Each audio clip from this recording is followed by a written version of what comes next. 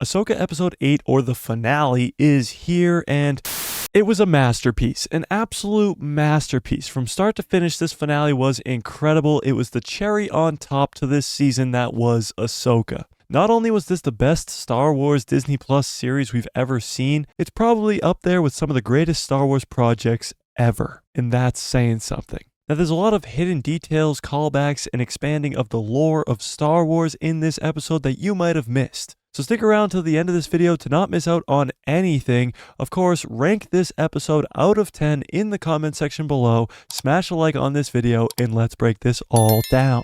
Episode 8 was titled The Jedi, the Witch, and the Warlord. Now, Jedi is a word that can be either singular or plural, and in this instance, it's talking about 3 Jedi. But the episode opens on the Chimera, where they have finally finished loading these boxes. Now, I've already seen some people complaining that we don't know what's in these boxes still, but guys, come on. The episode ends on Dathomir. It zooms in on the Great Mother's smile, and then it goes straight to these hundreds of boxes in the Chimera. It obviously means that they're dead Night Sisters being brought back home, most likely to be resurrected and join Thrawn in his takeover of the entire galaxy. Because we've seen the power of just a few Night Sisters, now think about an entire army of them. But Morgan Elsbeth tells Thrawn that the boxes are finally all loaded onto the ship, and Enoch says that they've found the Jedi starship. Thrawn tells him to send off 2 TIE fighters because it's pretty much useless. They're already ready to go, and there's nearly nothing that these Jedi can do to stop them. So why even bother sending the 2 TIE fighters then? Well, Grand Admiral Thrawn tells Morgan Elsbeth that he's seen many Imperial officers make assumptions about Jedi in the past, and even he fell victim to the heroics of one single Jedi. He is referring to Ezra Bridger, who of course wrapped them all up in Purgles and jetted them off to this crazy place. So Thrawn will not be underestimating any Jedi anytime soon. Then the Great Mothers say that they are very thankful to Grand Admiral Thrawn and Morgan Elsbeth because they of course are getting to bring back their dead Night Sisters back to Dathomir. So they give Morgan Elsbeth the gift of shadows as they go through this strange ritual, which ends with Morgan Elsbeth getting some cool new makeup on her face and some very dark eyes, giving her way stronger abilities with the magic that the Night Sisters have. And that's not all. The 3 Great Mothers create this sword out of thin air. And damn, is this thing cool. I want one right now. The hilt on that thing, oh my god. And it's even called the Blade of Talzin, which is a direct reference to Mother Talzin from the Clone Wars animated series. Morgan grabs the blade and it lights up with Night Sister magic. There's only few things in the galaxy that can withstand a lightsaber blade, Beskar being one of them that we've seen very frequently in The Mandalorian, but Night Sister weapons can as well. We've seen this before in the Clone Wars when Mother Talzin has a very similar sword and fights against Mace Windu. We then cut to the Na'vi and Ahsoka's ship flying right above them, moving across the wasteland. We get to see Ezra Bridger creating his own lightsaber. Now, I still don't know where he got this Kyber crystal from. Is Hu Yang just hanging on to a bunch of Kyber crystals? Tell me where you think Ezra Bridger got this Kyber crystal from in the comments below. But he's creating the same lightsaber that his master Kanan Jarrus had. Ezra Bridger is telling Hu Yang how to craft a lightsaber, and Hu Yang's like, I've been doing this for thousands of years. And Ezra's like, yeah, that's great and all, but we are in a rush here. Thrawn could be attacking at any time, and I need a lightsaber. Ezra's really making Hu Yang's office pretty messy by throwing around all these different lightsaber parts, as Hu Yang says, who even taught you to build a lightsaber? As Sabine walks in and says, Kanan Jarrus. Kanan Jarrus, of course, being Ezra Bridger's master, who we see sacrifice himself in Star Wars Rebels to save them all. And Hu Yang says, oh yeah, well I taught him how to build a lightsaber. And Ezra's like, what? And Hu Yang says, I taught every youngling how to craft a lightsaber, including your master, Caleb. Because Kanan Jarrus wasn't his actual name. That's the name he used after the Empire took over so that they didn't know he was still alive. His name was Caleb Dune. It's very similar to Obi-Wan going by Ben, but I mean, he kept the same last name, so that was kind of stupid.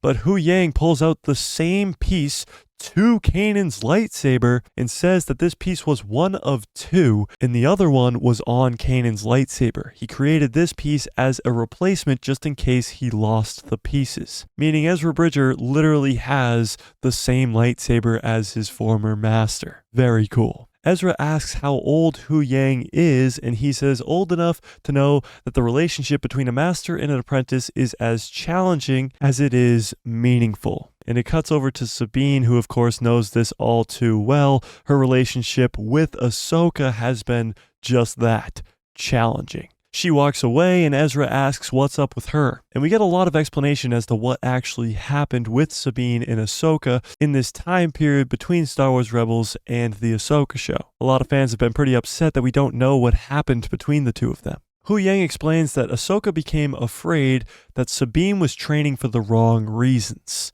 After the Night of 1,000 Tears, which is when the Empire turned the surface of Mandalore to glass, killing almost all the Mandalorians on the surface, Sabine's family died. Hu Yang goes on to say that Ahsoka felt that if Sabine unlocked her potential, she would become dangerous. This is of course because her old master was Anakin Skywalker, who turned into Darth Vader because of the loss of Padme. Ahsoka didn't want to see Sabine go down the same path, and this makes episode 5 with the World Between Worlds sequence all that much more important. Because now Ahsoka understands that her leaving her master, not being there for him when he was there for her, is the reason that he fell to the dark side. So now she has to be there for Sabine. Sabine walks outside onto the wing of the ship as Ahsoka is meditating on top. Ahsoka says your gamble paid off. Sabine thinks she's going to be upset about what she did, but Ahsoka is very understanding. Again, she learned from her mistakes. Before she had this whole thing in the World Between Worlds with Anakin, she would have been extremely upset and mad at Sabine, but she has to learn to trust her apprentice. Ahsoka tells Sabine all about the decisions that she made during the Clone Wars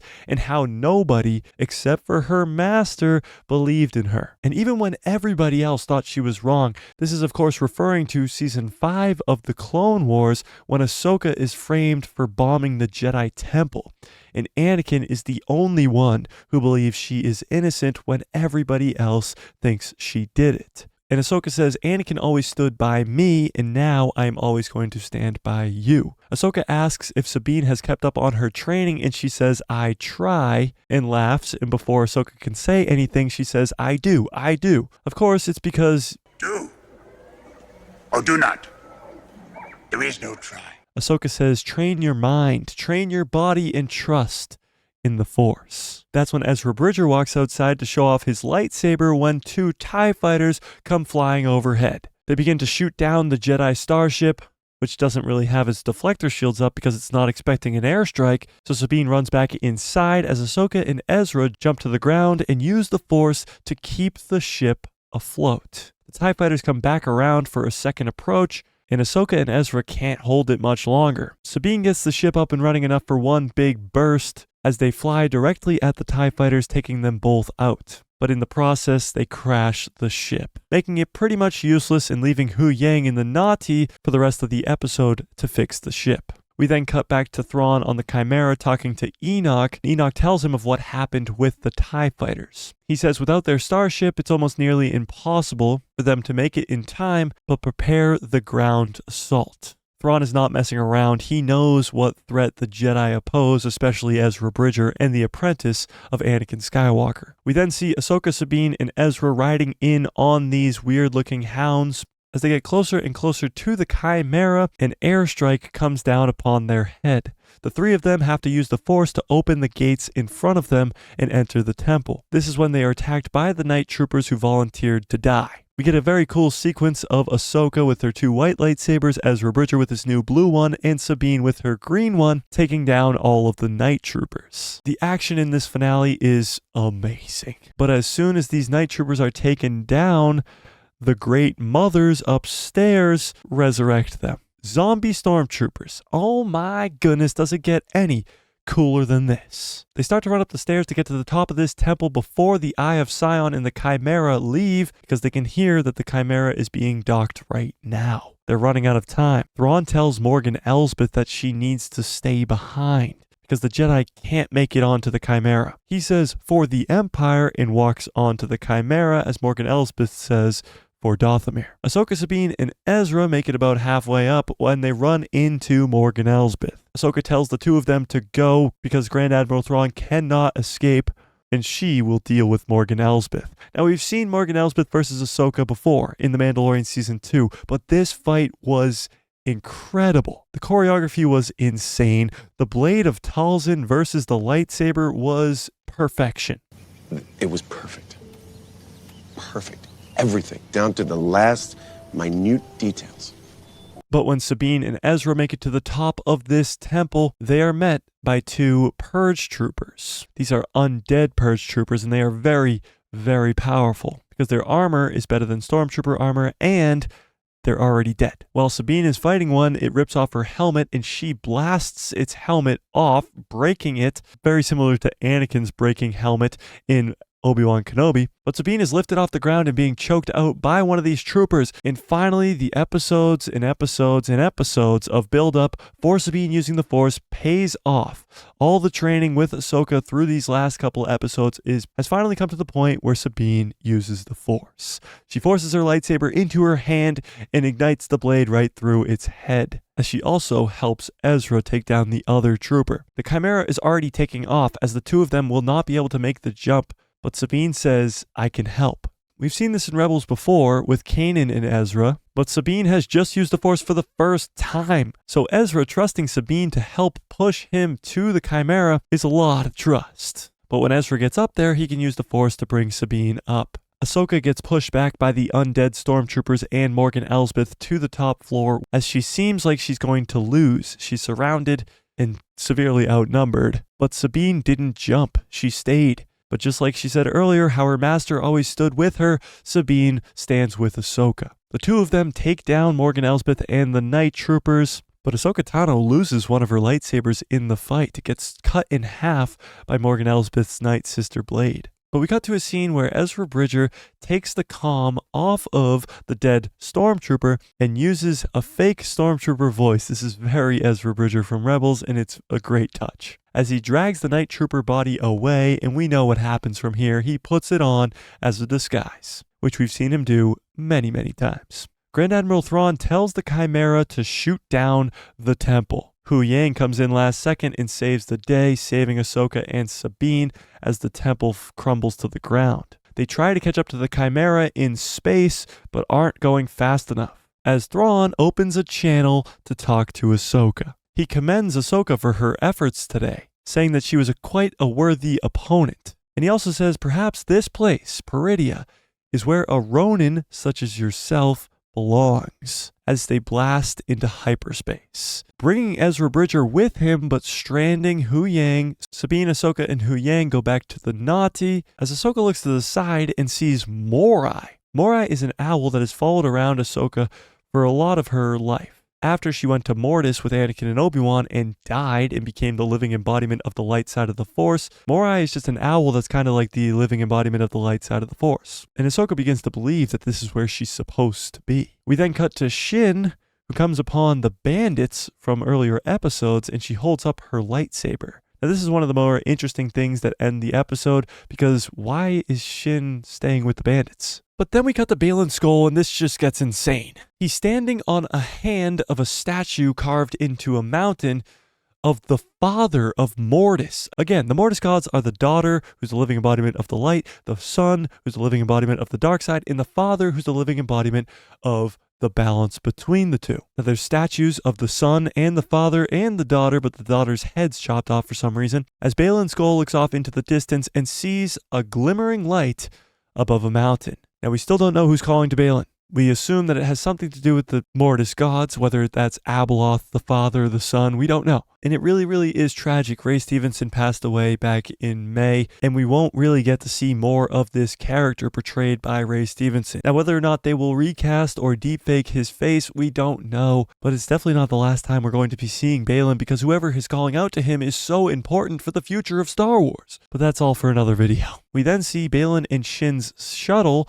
flying towards a New Republic fleet. This is Hera Syndulla's fleet, as we see Hera, Chopper, and the others waiting inside to see who's coming out of this ship. It's a night trooper, and Chopper goes rolling over like he knows who it is, and of course it's Ezra Bridger inside of the night trooper armor. Ezra has finally made it home. We cut back to the other galaxy where Sabine and Ahsoka are still with the Na'ti, and now it's nighttime. Sabine apologizes because Thrawn got away, but Ahsoka says thanks to you, Ezra got back home. She says Ezra is where he needs to be, and so are we. What the hell is Ahsoka talking about? Why do they need to be here on Peridia? Again, a lot going on there that can't be explained in this video, so that's something for another video, I guess. Ahsoka says it's time to move on as she begins to walk over to the camp that they have, but Sabine stays and looks off into the distance. She says she felt something. Just shadows in the starlight, she says. As Ahsoka goes over to see what she's looking at, as she smiles into the distance. And as she walks away, we get to see Anakin Skywalker's Force Ghost for the one and only time since the Battle of Endor. Something weird is going on this planet. Anakin Skywalker being able to be a Force Ghost, Ahsoka saying they're supposed to be here, Balin having the Mortis God statues. It's craziness, but it cuts to the credits and that's the episode. Actually, that's the whole series. That's the finale of the Ahsoka show, and my God, what a series it was. It was absolutely incredible. But tell me what you think in the comment section below. Rank this episode out of 10. For me, it's a 10 out of 10. All day long, this episode is a 10 out of 10. A perfect ending to a perfect season. It not only sets up the future of Star Wars for the years to come, but it also gives a fantastic ending to Ahsoka, Sabine, and Ezra's story arcs throughout this series. Tell me what you think in the comment section below. If you haven't yet, rank it out of 10. And smash a like on this video if you liked it. Hit subscribe and hit that bell so you get notified every time I post a video. We go live on this channel every Tuesday, Thursday, and Saturday, so don't miss out on any of that by hitting that subscribe. And if you want more, go check out this video I just did about Shin Hati turning to the light side later down the line.